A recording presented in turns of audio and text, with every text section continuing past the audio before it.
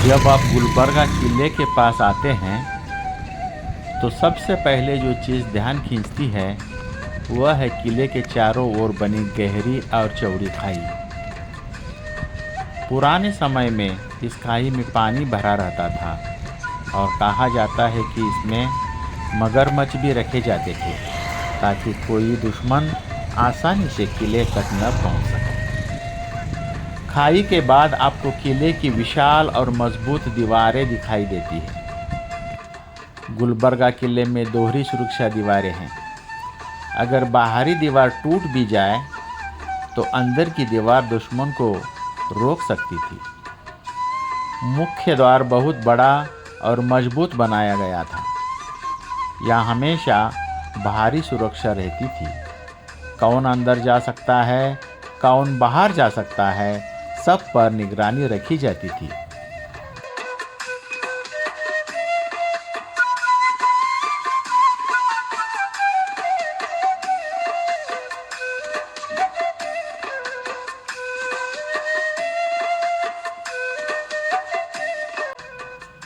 किले की दीवारों और बुर्जों पर भारी तोपों के लिए चौकियां बनाई गई थी। इन तोपों से चारों दिशाओं पर नजर रखी जाती थी।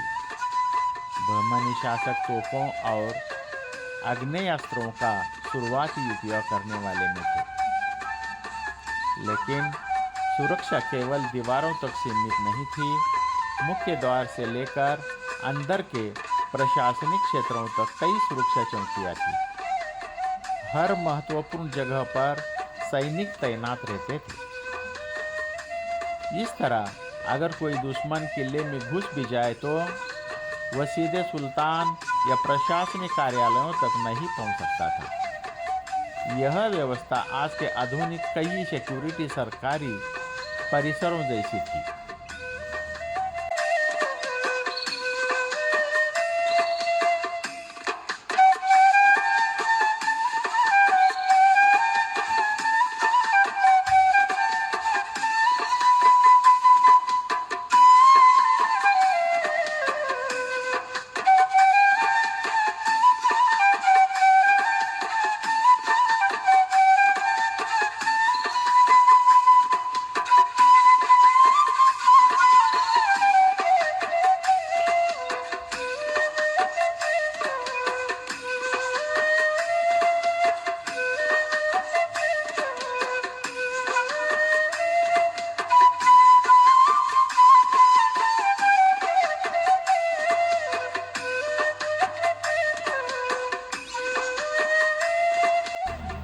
किले के बीचों बीच स्थित है गुलबर्गा की प्रसिद्ध जामिया मस्जिद। यह मस्जिद भारत की सबसे अनोखी इस्लामी इमारतों में से एक है।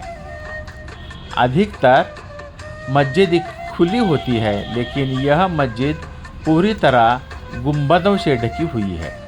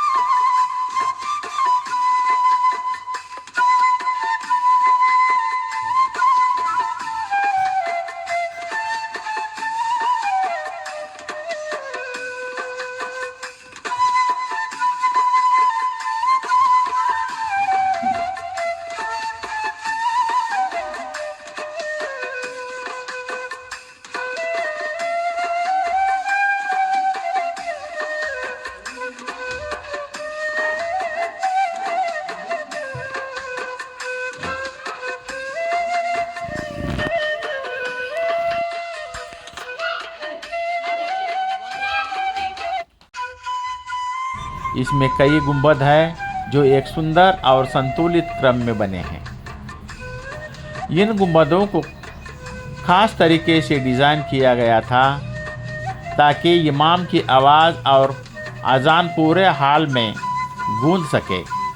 गुंबद आवाज़ को परावर्तित और बढ़ाने का काम करते हैं, इसलिए बिना माइक्रोफोन के भी आखिरी व्यक्ति तक आवाज़ साफ पहुंचती थी।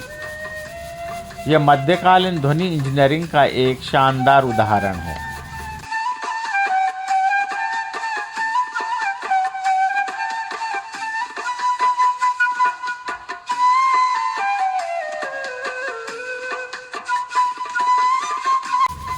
आज भी इस मस्जिद में नमाज अदा की जाती है, इसलिए यह केवल स्मारक नहीं है बल्कि जीवित धार्मिक स्थल है।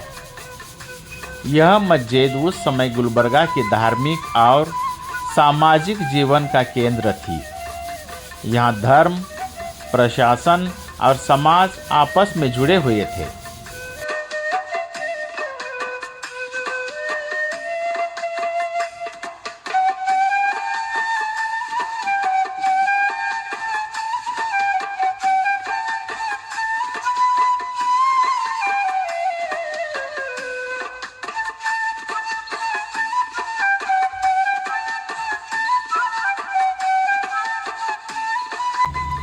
मस्जिद के पास प्रशासनिक भवन थे जहां मंत्री, अधिकारी और दरबारी काम करते थे। बहमनी सल्तनत की प्रशासनिक व्यवस्था बहुत संगठित थी। राजस्व, न्याय, सेना और सार्वजनिक कार्यों के लिए अलग अलग विभाग थे। गुलबर्गा बहमनी सल्तनत की पहली राजधानी थी। यहीं से पूरे दक्कन क्षेत्र का शासन चलता था। फारसी दरबारी भाषा थी, लेकिन स्थानीय भारतीय व्यवस्थाओं को भी अपनाया गया था।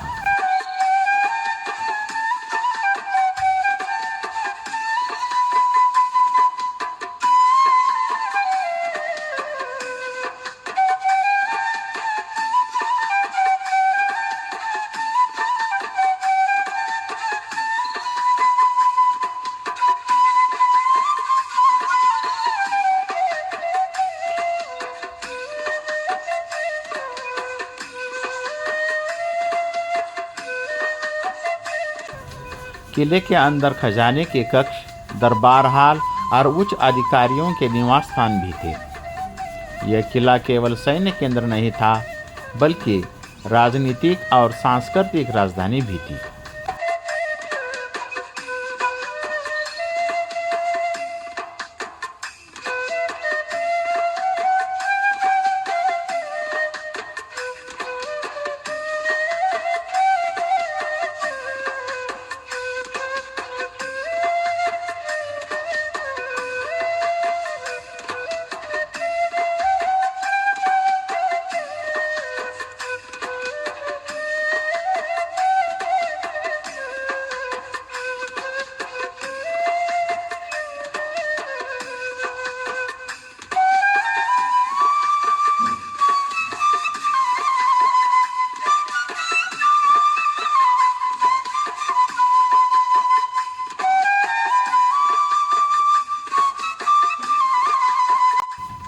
जब आप निकास द्वार की ओर जाते हैं तो रास्ते में उन क्षेत्रों से गुजरते हैं जहां पहले अधिकारी, मंत्री और सैन्य कमांडर रहा करते थे। यह क्वार्टर सुरक्षा और प्रशासनिक कार्य सुविधा के लिए किले के अंदर बनाए गए थे।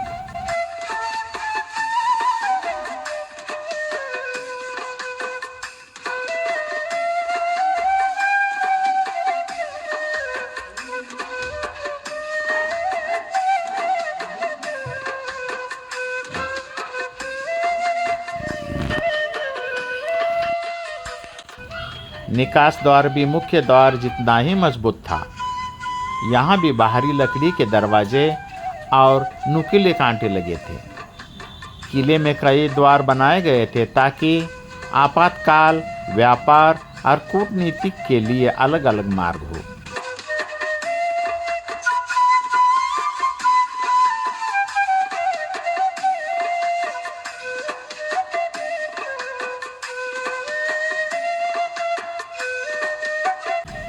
गुलबर्गा किले की कुछ प्रमुख विशेषताएं इस प्रकार है।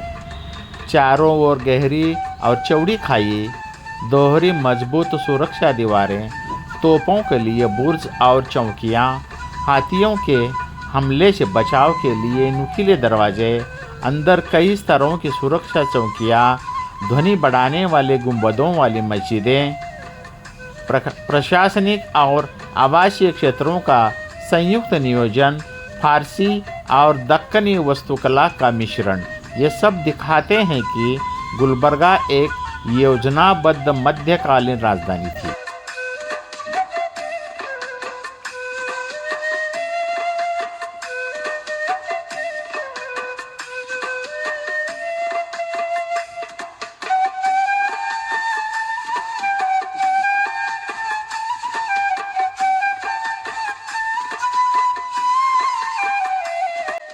बहमनी सल्तनत दक्कन की पहली स्वतंत्र मुस्लिम सल्तनतों में से एक थी।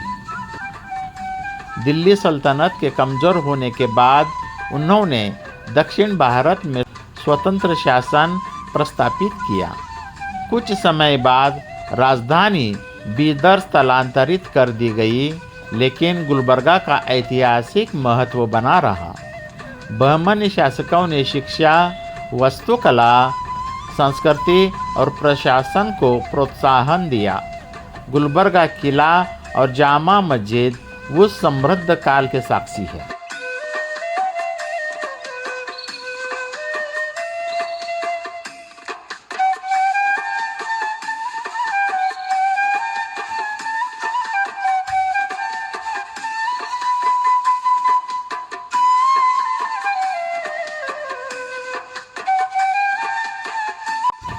आज गुलबर्गा किला पत्थरों में लिखा हुआ इतिहास है। इसकी दीवारें, द्वार, मस्जिद और गलियां हमें मध्यकालीन शासन, युद्ध, धर्म और जीवन के बारे में बताते हैं।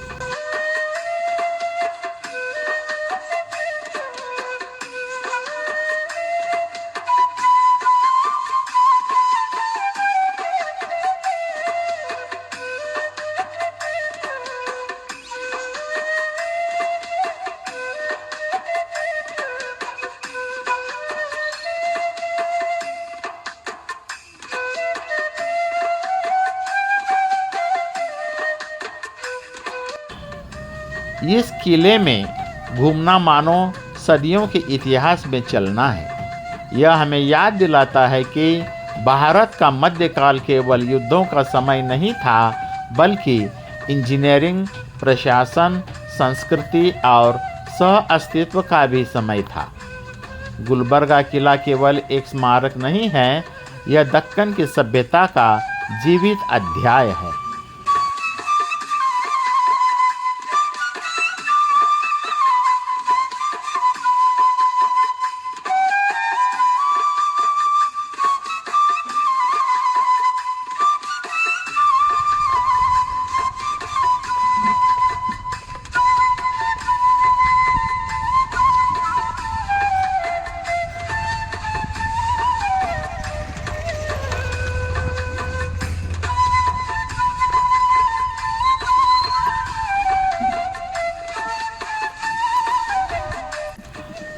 इस चैनल को देखने के लिए आप सभी को धन्यवाद।